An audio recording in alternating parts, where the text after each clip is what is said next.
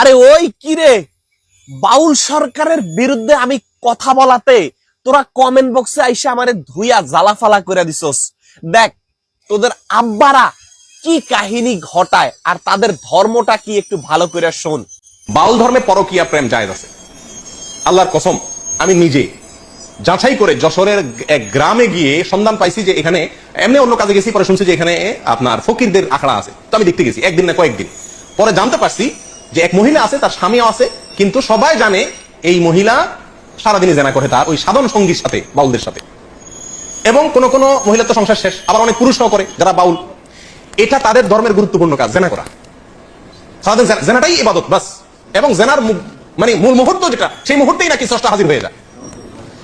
পৃথিবী ভাইরা, বাউলরা মনে করে, আপনারা হয়তো অনেকে প্রথম শুনছেন, শুনে রাখেন, বাউলদের দৃষ্টিতে মানুষের শরীরের বিভিন্ন রোগ বালাই বারো হওয়ার জন্য একটা বিরাট বড় ওষুধ হলো মেয়েদের রস পান করা। রস বুঝেন কি না?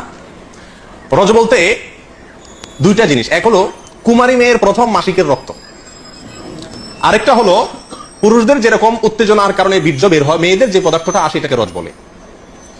এই রস, এটা পান করলে কোনো রোগ বালাই শরীরে থাকে না, এটা বাউলদের বিশ্বাস।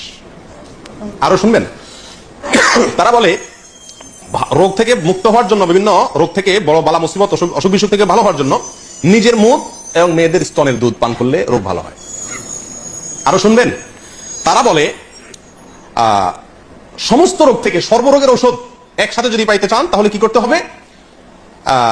মল, মূত্র, রস এবং বীর্য, মল, মূত্র, রস এবং বীর্য, এগুলো সবগুলা মিক্স করে একটা ঔষধ বানায় তারা, নাম হলো প্রেম ভাজা। ওষুধের নাম কি? প্রেম ভাজা। এটা খাইলে আর কোনো রোগ থাকে না। পৃথিবী ভাইরা, আপনারা অনেকে হয়তো বলবেন যে এগুলা গল্প আর কি। আপনি আল্লাহি বাস্তবতা খবর নিয়ে দেখেন, আর খবর নেওয়া দরকার না, আমি আপনাকে বই পুস্তক থেকে বলছি, তাদের বই পুস্তক থেকে, তাদের ধর্মগ্রন্থ থেকে, তাদের ধর্মীয়, তাদের আচার এবং তাদের সংস্কৃতি, কালচার, এই সংক্রান্ত যে সমস্ত বই পুস্তক আমাদের সমাজে প্রতিষ্ঠিত, গ্রহণযোগ্য, অথেন্টিক, এই সমস্ত বই পুস্তকে লেখা আছে। এখন তোরা একটু আমারে বল যে ওর বিপক্ষে কথা বলা আমার জায়েজ না না জায়েজ? তোরাই একটু কমেন্ট বক্সে লিখ। এরপরেও মনে করো যে কি, যারা এসে কমেন্ট বক্সে গালাগালি করস, আমার নিয়ে বিভিন্ন মন্তব্য করস, তাইলে আমি নিশ্চিন্তে ধরে নিতেছি তোরাই হচ্ছস ওই যে ওই ঘরের সন্তানাদি। বুঝছস তো বিষয়টা?